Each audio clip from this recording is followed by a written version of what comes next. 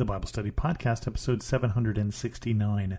Today, the Bible Study Podcast continues the study of the book of Nahum with chapter 3.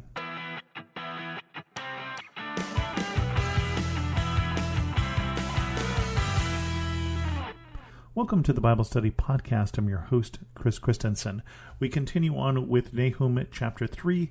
Again, Nahum, one of the minor prophets, and he's prophesying against Nineveh and the capital of Assyria. And this chapter is Woe to Nineveh.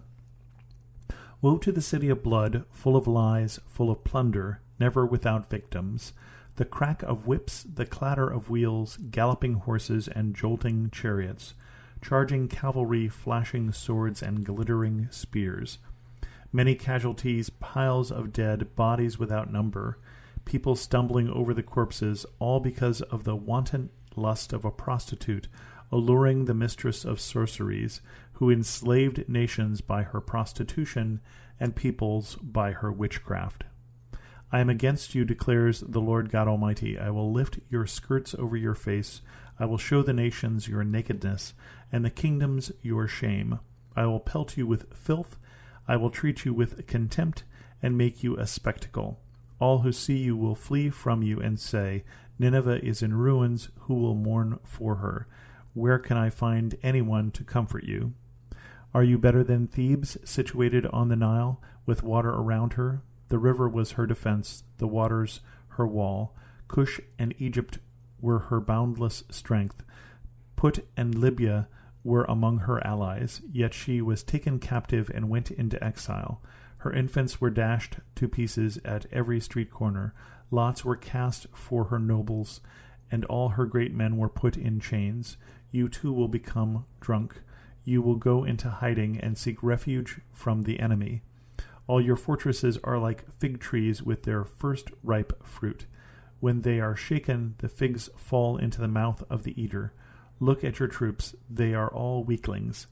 The gates of your land are wide open to your enemies. Fire has consumed the bars of your gates. Draw water for the siege, strengthen your defenses, work the clay, tread the mortar, repair the brickwork. There the fire will consume you, the sword will cut you down, they will devour you like a swarm of locusts. Multiply like grasshoppers, multiply like locusts. You have increased the number of your merchants till they are more numerous than the stars in the sky, but like locusts they strip the land and then fly away. Your guards are like locusts. Your officials like swarms of locusts that settle in the walls on a cold day, but when the sun appears they fly away, and no one knows where. King of Assyria, your shepherds slumber, your nobles lie down to rest, your people are scattered on the mountains. With no one to gather them, no one can heal you. Your wound is fatal. All who hear the news about you clap their hands at your fall, for who has not felt your endless cruelty? Yeah, not so good to be Nineveh, not so good to be Assyria, because bad things are going to happen, and everyone's going to be glad, everyone outside of Nineveh and Assyria. And the reason for that is Nineveh and Assyria have not brought good things to other people. It says, the city of blood, full of lies, full of plunder, never without victims. And so they have been preying on their neighbors. They have been lying to their neighbors, or maybe to their own citizens, and this is going to be the recompense. And this one section here, like verses 2 through 3 here, which look almost like a haiku. The crack of whips, the clatter of heels, galloping horses and jolting chariots, charging cavalry, flashing swords and glittering spears, many casualties, piles of dead, bodies without number. It's not even whole sentences. It's just this rat-a-tat-tat of all of these martial things that are going to be happening, this cadence of battle. Really what it sounded like. It's the fight itself, it sounds like. So everybody's coming, and then there's the battle here in verses 2 and 3. That is not going well. Bodies without number, people stumbling over the corpses. But I liked just the poetry of it, as it had that sort of rat-a-tat-tat, very short, very pithy, different things that gave you that image of battle. Wonderful poetry sometimes in this book. And then basically God is calling through the prophet Nahum Assyria or Nineveh a prostitute. saying that they have sold their services, as it were, and that they were mistress of sorceries, enslaved nations and people with their witchcraft and their prostitution. So God is going to embarrass them. God is going to shame them. The lift your skirts over your face, I think we know what that is, that would be embarrassing. That would be shameful to show your nakedness. And the kingdoms will see your shame and going to pelt you with filth. It feels like something out of Monty Python here at this point.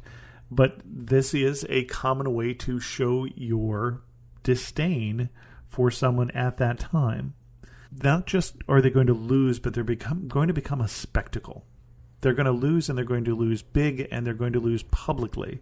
And they're going to lose in front of everybody, and no one will mourn for them. Now, you have to be doing a bad job as being a country if you're going to go away and everyone is going to be glad. If all of your neighbors are better off for your removal, you haven't been such a good neighbor. And that's really how Nineveh is described here. Nineveh is in ruins, who will mourn for her? Where can I find anyone to comfort you? And then it compares Nineveh to Egypt. And the reason probably why they are compared to Egypt is that Egypt has been sacked by the Assyrians themselves. And I had to look this up, but it happened in the year 663 BC.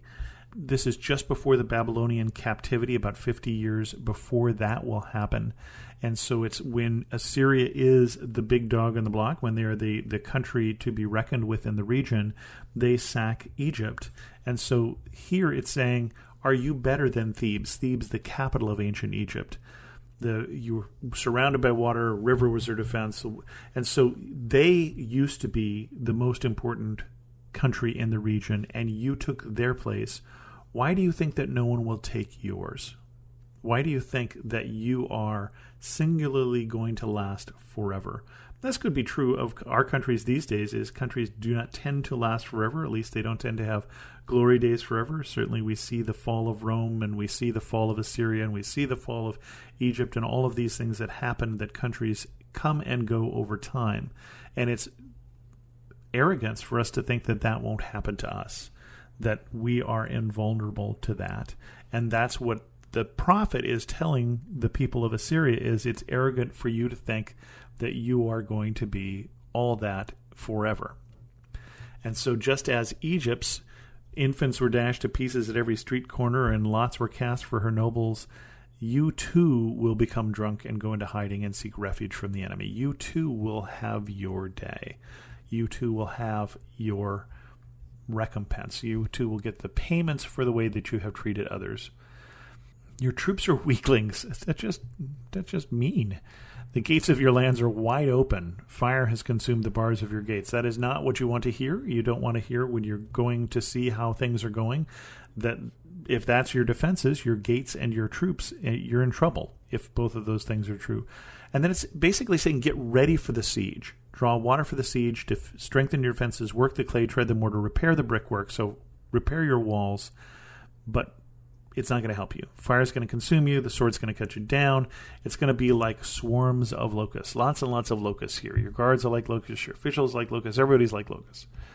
So, but basically, locusts come and they destroy and then they leave. And so you're going to be picked clean like locusts pick the field clean. And then King of Assyria, your shepherds slumber, your nobles lie rest, your people are scattered to the mountains with no one to gather them. Nothing can heal you. Your wound is fatal. So this is what's going to happen to you, and no one is going to feel sad. All who hear it will clap their hands at your fall. They say that if you step on everybody on the way up, that when you're on the way down, they will rejoice. And that is what's happening to Assyria. So you need to be careful. If you are the top man on the totem pole, whether it's at work or whether it's your country, you need to be careful how you treat other people, because sometime you may be the one who is descending instead of ascending. And then see how people think of you then. Oh, and I should say that finishes the book of Nahum. We leave Assyria with these lovely parting gifts, these lovely words that you're going to be destroyed and no one cares. With that, we're going to end this episode of the Bible Study Podcast. If you have any questions, send an email to host@thebiblestudypodcast.com, or better yet, leave a comment at this episode at thebiblestudypodcast.com. And thanks so much for listening.